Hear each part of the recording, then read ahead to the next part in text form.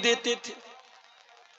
पता ये चला जब अपना कोई रिश्तेदार तकलीफ पहुंचाए और रिश्ते में वो बड़ा हो तो रिश्ते का लिहाज रखा जाए, नजरअंदाज कर दिया जाए। अगर किसी का बाप अपनी औलाद के साथ नाइंसाफी करे, बेटा सब्र से काम ले, बाप अगर नाइंसाफी करेगा अल्लाह क्या पकड़ा जाएगा। अगर बड़ा भाई छोटे भाई के साथ ज्यादती करे, छोटा भाई बदतमीजी न करे, सब्र से काम ले, बर्दाश्त से काम ले, बड़ा भाई अगर गलत करेगा अल्लाह क्या पकड़ा जाएगा। रिश्तों में जो बड़े हैं बड़ों को बड़ाई देनी चाहिए। अल्लाह के नबी ने तो जवाब नहीं दिया मगर अल्लाह ने जवाब दिया और कुरान की यह सूरत उतार दी। पता यह चला कि नबी का हक बहुत बड़ा है। अगर अल्लाह के नबी को बुरा भला कहा जाए तो अल्लाह के नबी का डिफेंस करना चाहिए। अगर अल्लाह के नबी की शान पर हमला किया जाए, आपको गाली दी जाए, आपकी शान पर हमले किए जाएं, तो मुसलमान का कर्तव्य यह है, मुसलमान की जिम्मेदारी यह है, मुसलमान की रिस्पॉन्सिबिलिटी यह है कि वो अपने नबी का डिफेंस करे। बेगैरत है वो मुसलमान, बेहया है वो मुसलमान जिसके सामने उसके नबी को गाली दी जाए और गाली देने वालों को जाकर के वो इस्तेकबाल करे। इसी मुल्क में देखिए आप, सोशल मीडिया पर आपको ऐसे लोग भी मिलेंगे। एक वो औरत आजकल बड़ा वो चल रही है, कौन इलाही करके उसका नाम है, बड़ी मर्दूद है वो औरत, खुलेआम इस्लाम के दुश्मनों से गले मिलकर के बातें करती है। एक कोई फैज खान साहब है, वो भी इस्लाम के दुश्मनों के सपोर्ट में और इस्लाम के खिलाफ बातें करते रहते हैं और मीडिया ऐसे लोगों को बड़ा कवरेज देता है। आज के दौर का मीडिया, हमारे मुल्क का मीडिया, आप इस्लाम को चार गाली दे दीजिए, अल्लाह के नबी के बारे में कुछ बुरा भला कह दीजिए, जन्नत का मजाक उड़ा दीजिए, जहन्नम का मजाक उड़ा दीजिए, मीडिया आपको कवरेज देगा। यह बात याद रखो मेरे भाइयों, नबी की शान सबसे बड़ी है। अगर नबी की शान पर हमला हो तो आपका खून खौल जाना चाहिए, आपके जज्बात भड़क जाने चाहिए। मैं आपसे यह नहीं कहता आप कानून अपने हाथ में ले लें, आप कोई ऐसा काम करें जो कानून के खिलाफ हो, कतान नहीं, लेकिन हां नबी का कोई बुरा भला कहा जाए और आपको कोई फर्क ना पड़े, आपके माथे पर कोई बल ना आए, इसका मतलब कि ईमान की गैरत आपके अंदर से निकल रही है मेरे साथ। अल्लाह के नबी का मकाम बहुत बड़ा है। जब जब नबी के ऊपर हमला किया गया, नबी को बुरा भला कहा गया, अल्लाह ने कुरान में अपने नबी का डिफेंस किया। नबी को अल्लाह ताला ने 4 बेटियां दी और बेटे जो हुए सब बचपन में इंतकाल कर गए। इब्राहिम पैदा हुए बचपन में इंतकाल कर गए, कासिम पैदा हुए बचपन में इंतकाल कर गए, अब्दुल्ला पैदा हुए बचपन में इंतकाल कर गए। लोगों ने कहा अरे ये नबी, इनकी तो नस्ल ही आगे नहीं बढ़ेगी, इनकी तो कोई औलाद ही नहीं है, इनका तो कोई बेटा ही नहीं है, ये तो दुम कटे हुए हैं। लोगों ने नबी को दुम कटा हुआ कहा, इनकी तो दुम कटी है, इनका कोई बेटा नहीं है। अल्लाह ने कुरान में सूरह कौसर नाजिल कर दी, इन्ना आतैना कल कौसर, ऐ नबी हमने आपको कौसर अता किया है, हमने आपको बहुत ज्यादा भलाई अता की है, बहुत ज्यादा बरकत अता की है, बहुत ज्यादा खैर अता किया है। फसल्ली लिरब्बिका वनहर, ऐ नबी आप अपने रब के लिए नमाज पढ़िए और अपने रब के लिए कुर्बानी कीजिए। इन्ना शानिअका हुवल अबतर, ऐ नबी आप दुम कटे नहीं है, आपकी नस्ल खत्म होने वाली नहीं है, आपके दुश्मन की नस्ल खत्म होने वाली है। नबी की नस्ल कहां खत्म है? कयामत की सुबह तक, जब तक दुनिया में एक भी मुसलमान मौजूद है, अशहदु अल्ला इलाहा इल्लल्लाह के साथ साथ आसमान में अशहदु अन्ना मुहम्मद रसूलुल्लाह की आवाज भी गूंजती रहेगी। नबी का नाम जब तक मुसलमान मौजूद है लिया जाता रहेगा।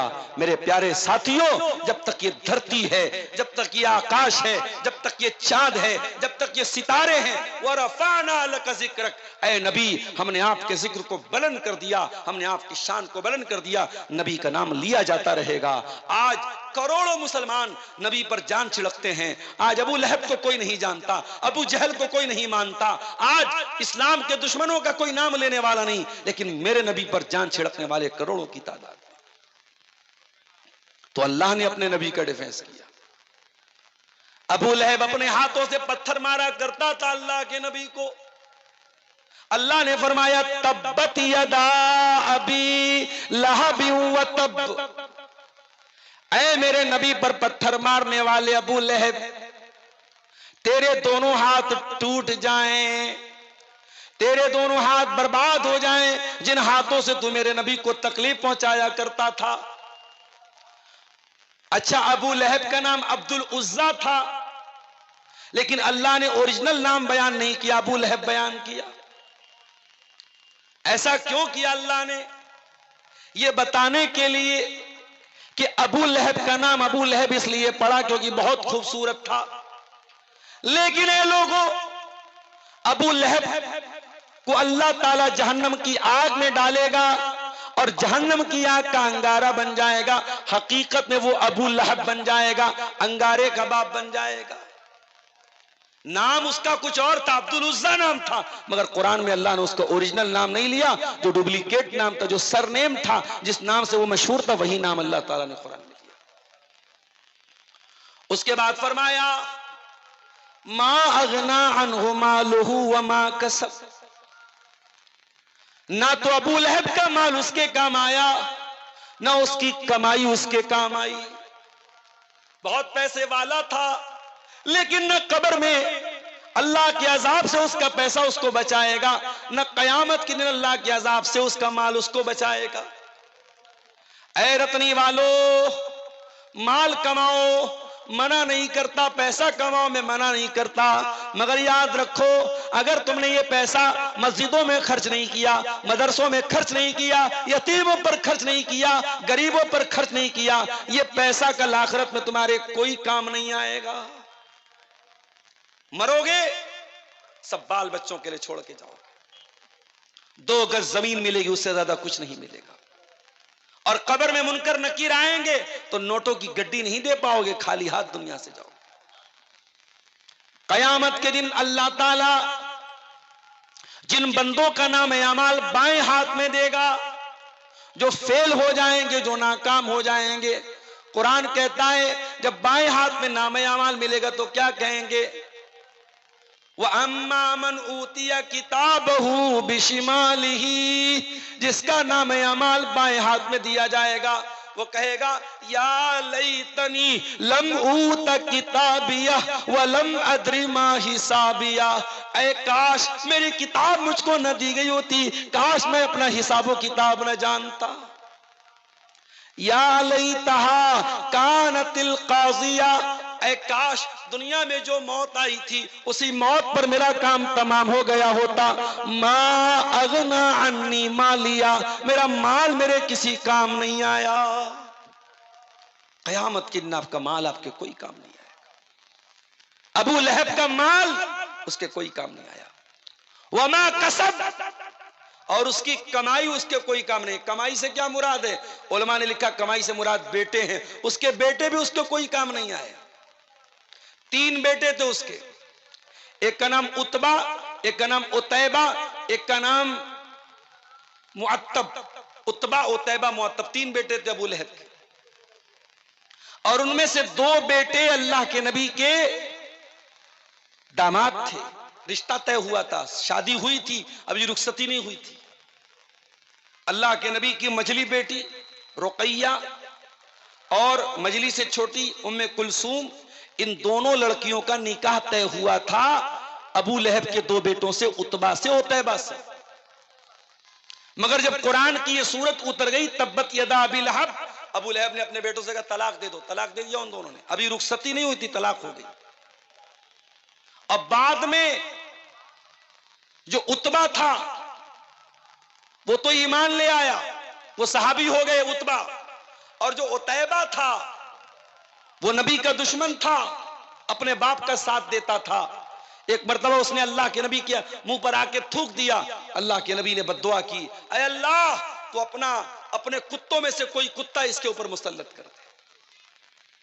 नबी ने बद्दुआ की, अल्लाहुम्मा सल्लित अलैहि कल्बम मिन किलाबिक, ऐ अल्लाह तू अबू लहब के इस बेटे के ऊपर अपने कुत्तों में से कोई कुत्ता मुसल्लत कर दे। अबू लहब का ये बेटा उतैबा मुल्क के शाम जा रहा था अपने दोस्तों के साथ। रास्ते में एक बहुत खतरनाक किस्म का शेर आ गया जिसने इसके ऊपर हमला किया। इसके दोस्तों की आंखों के सामने उस शेर ने इसको चीर फाड़ के मार दिया, खत्म कर दिया। इसके दोस्तों की हिम्मत भी नहीं हुई कि अपने दोस्त को जाके बचा सके। नबी की बद्दुआ का यह असर था। अल्लाह ताला ने शेर को भेजा और शेर चीर फाड़ के उसको खा गया, खत्म कर गया। तो दो बेटे इसके ईमान लाए थे, उतबा और मुअत्तब, और उतैबा ईमान नहीं लाया था। और अबू लहब मरा कैसे था? उसको चर्म रोग हो गया था, एक बहुत खतरनाक बीमारी होती थी स्किन की, पूरे बदन में फोड़े निकल जाते थे, उसको आदसा बोलते थे। उसको आदसा की बीमारी हो गई। और जैसे कोरोना में हमने देखा कि बाप को कोरोना हुआ है और बेटे अपने बाप की लाश को छूने को तैयार नहीं। हमारे बनारस में गंगा घाट पे गैर मुस्लिम आते थे, अपने बाप की लाश छोड़ के चले जाते थे। कितने मुसलमानों ने उन गैर मुस्लिमों की आग को जाकर के चिता दी और उसको जलाया। आज कोरोना में हम वो जो हालात देख रहे थे, अबू लहब के साथ वही हालात। अबू लहब का इंतकाल हुआ, कोई बेटा छूने को तैयार नहीं बाप को। बदबू आ रही थी बहुत खतरनाक उसकी बॉडी से। बड़ी मुश्किल से जमीन में गड्ढा खोद के उसकी लाश को फेंका गया। ये अंजाम दुनिया में हुआ और आखिरत में इससे बुरा अंजाम होने वाला है। तब्बत यदा अबी लहब व तब, अबू लहब के दोनों हाथ टूट गए, अबू लहब बर्बाद हो गया। मा अगना अन्हु मालुहु व मा कसब, न उसका माल उसके काम आया, न उसकी कमाई उसके काम आई, न उसके बच्चे उसके काम आए। सयस्ला नारन ज़ातल लहब, और ये अबू लहब अन करीब ये जहन्नम में जाएगा, जहन्नम की आग में जाएगा। ज़ात लहब, जो भड़कने वाली है। अच्छा, आग का तो काम ही है भड़कना। अभी आप लोगों ने न्यूज देखी सऊदी अरब की, हैदराबाद के कुछ जायरीन एक बस में जा रहे थे, शायद मक्का से मदीना जा रहे थे वो, और बस जाकर के एक ऐसी गाड़ी से जाकर के टकरा गई जिसमें डीजल भरा हुआ था, और ऑन द स्पॉट बस के सारे मुसाफिरीन का इंतकाल हो गया। सब जल के मर गए क्योंकि डीजल था सामने वाली। जब गाड़ी लड़ी है, डीजल जो है खतरनाक होता है, आग लगी, सब जल के मर गए। जब गाड़ी लड़ी है, ड्राइवर कूदा था, और ड्राइवर के से सटा हुआ ड्राइवर के बगल में एक लड़का जिसका नाम सलमान था। ड्राइवर ने उससे भी कहा तुम भी कूद जाओ, वो भी कूद गया, सिर्फ वही एक लड़का बचा, बाकी सब लोग मर गए उस हादसे में। और उम्रा पर जाने के पहले उसी सफर में हैदराबाद की एक पूरी फैमिली, इसमें 20 लोग थे, उन लोगों ने एयरपोर्ट पर पूरे परिवार के साथ फोटो लिया था। आज सोशल मीडिया पर वो फोटो वायरल हो रहा है।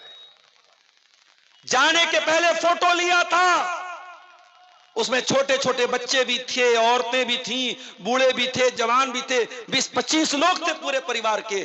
पूरा खानदान जल के मर गया। क्या भरोसा है जिंदगानी का, आदमी बुलबुला है पानी का। एक हादसा होता है, इंसान दुनिया से चला जाता है, सिर्फ उसकी यादें रह जाती हैं, उसकी फोटो रह जाते हैं। उसका फेसबुक अकाउंट है, आज कोई चलाने वाला नहीं। उसका बैंक अकाउंट है, आज उसको कोई और इस्तेमाल कर रहा है, उसकी चीजों को कोई और इस्तेमाल कर रहा है। ये हकीकत है मेरे प्यारे साथियों। दुनिया सयस्ला नारन ज़ात लहब, दुनिया की आग तो जलती है और जलने के बाद बुझ जाती है, लेकिन है मेरे बंदो, एक आग ऐसी भी है जो कभी बुझने वाली नहीं है, कभी ठंडी होने वाली नहीं है। सयस्ला नारन ज़ातल लहब, अबू लहब उसी आग में जाएगा जो हमेशा भड़कती रहेगी, जो कभी बुझेगी नहीं, कभी खत्म नहीं होगी। दिल्ली में कार में विस्फोट हुआ, सीएनजी की कार थी। अभी हमारी सुरक्षा एजेंसियां तहकीक कर रही कि विस्फोट कैसे हुआ। हकीकत अल्लाह बेहतर जानता है। लेकिन आप गौर कीजिए, जब आग लगती है दुनिया में और कोई जलता है, एक बार जलता है, एक बार उसकी चमड़ी जलती है, उसके बाद या तो वो मर जाता है या बच जाता है। जलने की तकलीफ एक बार होती है, मगर जहन्नम की आग दुनिया की आग से ज्यादा खतरनाक होगी। वो सीएनजी की आग नहीं होगी, वो डीजल की आग नहीं होगी। फरमाया या अय्युहल्लज़ीना आमनू कू अनफुसकुम व अहलीकुम नारा, ए ईमान वालो बचाओ अपने आप को और अपने घर वालों को उस आग से जिसका ईंधन इंसान और पत्थर होंगे, जो सीएनजी से नहीं जलेगी, जो डीजल से नहीं जलेगी, जो एलपीजी से नहीं जलेगी, जो पेट्रोल से नहीं जलेगी, जो इंसानों से जलेगी, जो पत्थरों से जलेगी। दुनिया में एक बार जलने की तकलीफ होगी, जहन्नम में बार बार जलाया जाएगा। कुल्लमा नज़िजत जुलूदुहुम बद्दलनाहुम जुलूदन गैरहा, ऐ जहन्नमियों तुम्हारी चमड़ी एक बार जलेगी, हम दोबारा नई चमड़ी चढ़ा देंगे ताकि बार बार तुम्हें जलने की तकलीफ हो, जो तुमको जो जलने का जो दर्द होता है वो बार बार तुमको दिया जाए। ऐ जहन्नमियों, एक बार जलोगे तो तकलीफ होकर के खत्म हो जाएगी, बार बार जलाया जाएगा, बार बार तुमको तकलीफ दी जाएगी।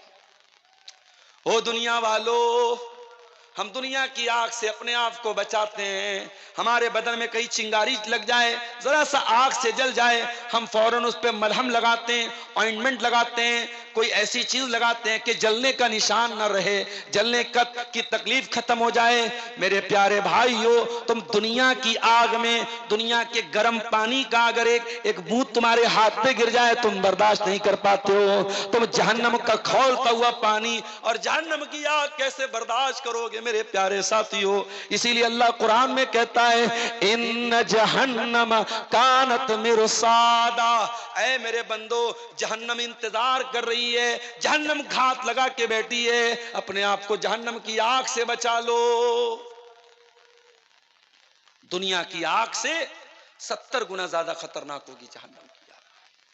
सयस्ला नारन ज़ातल लहब, अल्लाह कुरान में कह रहा है अबू लहब जहन्नम में जाएगा। अच्छा, यहां एक पॉइंट की बात बताऊं, यह सूरत कब नाजिल हुई? अबू लहब की जिंदगी में नाजिल हुई। अबू लहब अभी जिंदा है, मौजूद है, बाकी है, और कुरान की यह आयत उतर के क्या कह रही है? अबू लहब जहन्नम में जाएगा।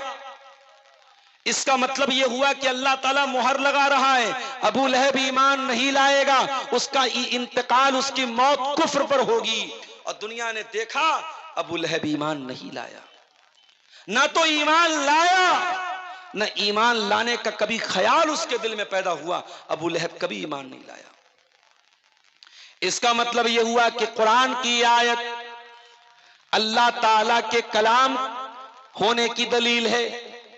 कुरान की आयत बता रही है कि कुरान अल्लाह का कलाम है। कुरान जो बात कह रहा है 100% सच्ची साबित हो रही है।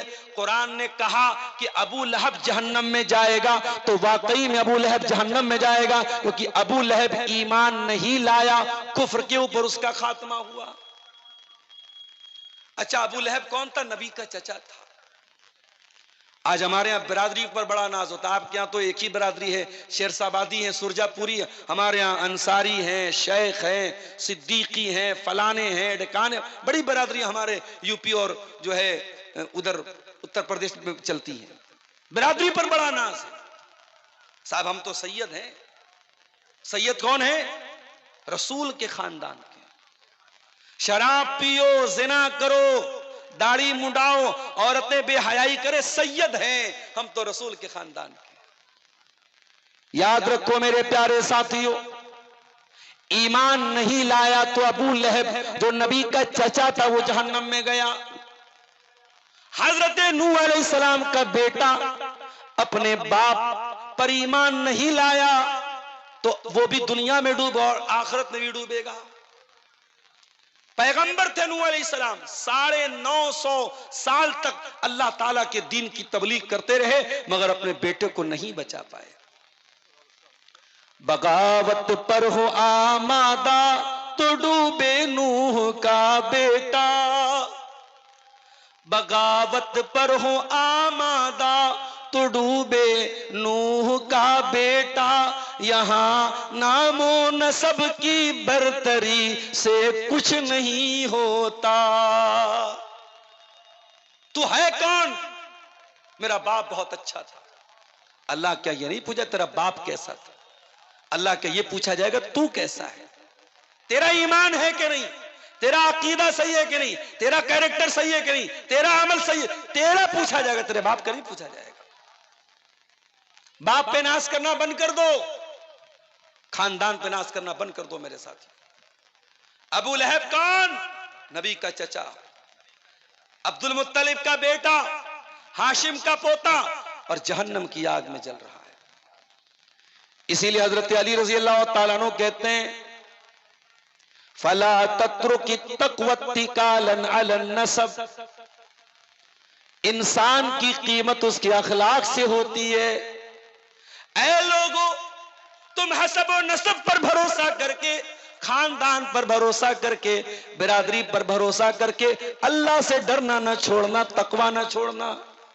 फ़क़द रफ़ाल इस्लामु सलमाना फ़ारसिन, इस्लाम ने ईरान के रहने वाले, फारस के रहने वाले सलमान फारसी के मकाम को बढ़ा दिया।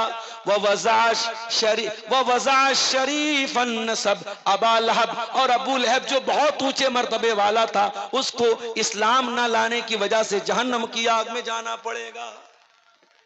अल्लाह ताला के हसब व नसब की कीमत नहीं है मेरे साथी। अल्लाह की कीमत अखलाक की, अल्लाह की कीमत अकीदे की, अल्लाह की कीमत अमल की। सयस्ला नारन ज़ात लहब, अबू लहब जहन्नम की आग में डाला जाएगा। और बड़े गौर से सुनना मेरे भाइयों, वमरातुहु हम्मालतल हतब, और अबू लहब जब जहन्नम में जाएगा तो अकेला नहीं जाएगा, अपनी बीवी के साथ जाएगा। उसकी बीवी भी जहन्नम की आग में जाएगी। बताइए चला, अगर अबू लहब करेला था तो उसकी बीवी नीम चढ़ी थी। कहते ना एक तो करेला ऊपर से नीम चढ़ा। अगर शौहर बुरा है तो कभी कभी बीवी नेक होती है तो शौहर को सुधार देती है, मगर यहां एक तो करेला ऊपर से नीम चढ़ा था, शौहर भी गड़बड़, बीवी भी गड़बड़। इसलिए जब रिश्ता तय करने जाओ तो बहुत सोच समझ के रिश्ता तय करो। मेरी प्यारी माँ और बहनों, जब बहू देखने जाओ तो ये मत देखो कि खूबसूरत कितनी है, ये देखो दीनदार कितनी है। अल्लाह के प्यारे नबी फरमाते हैं तुनकहुल मरअतु लिअरबईन लिमालिहा व लिहसबिहा व लिजमालिहा व लिदीनिहा। जब औरत का निकाह होता है, 4 चीजें औरत के अंदर देखी जाती हैं। माल देखा जाता है, खूबसूरती देखी जाती है, दीनदारी देखी जाती है, खानदान देखा जाता है। आपने फरमाया फज़फर बिज़ातिद्दीन, तुम दीनदार को लेके आ जाओ, कामयाब हो जाओगे। आज क्यों घर बिगड़ रहे हैं? आज क्यों सास बहू का रिश्ता खराब हो रहा है? आज क्यों नंदी और भाभी आपस में लड़ रही हैं? आज क्यों देवरानी जेठानी के झगड़े चल रहे हैं? क्योंकि हमने पैसा तो देखा, हमने बिरादरी तो देखी, हमने लंबा चौड़ा जहेज तो देखा, हमने घर मकान तो देखा, मगर हमने दीनदारी नहीं देखी। घर में औरत लाओ तो दीनदारी देख के लाओ मेरे साथ। आजकल लव मैरिज का बड़ा मामला चल रहा है। लोग पूछते भी मौलवी साहब लव मैरिज करना कैसा है? मैं साफ साफ जवाब देता हूं, इस्लाम में लव मैरिज का कोई तसव्वुर नहीं है। इस्लाम में लव मैरिज का कोई तसव्वुर नहीं, कोई कॉन्सेप्ट नहीं है। इस्लाम में लव आफ्टर मैरिज का कॉन्सेप्ट है। पहले प्यार करो फिर शादी करो, माफ करना ये इस्लाम का कॉन्सेप्ट नहीं है। शादी करके मोहब्बत करो, ये इस्लाम का कॉन्सेप्ट है। और हां, अगर किसी को कोई लड़की खूबसूरत लगी जाए तो इस्लाम ने तरीका बताया है। औरत इस्लाम की नजर में कोई नौकरानी नहीं है, नौकरानी से कोई भी मिल सकता है। औरत इस्लाम की नजर में महारानी है। नौकरानी से मिलने के लिए कोई प्रोटोकॉल नहीं है, नौकरानी से मिलने के लिए कोई इजाजत नहीं लेनी पड़ती, मगर महारानी से मिलने के लिए परमिशन लेना पड़ता है, इजाजत लेनी पड़ती है, टाइम लेना पड़ता है, अपॉइंटमेंट लेना पड़ता है।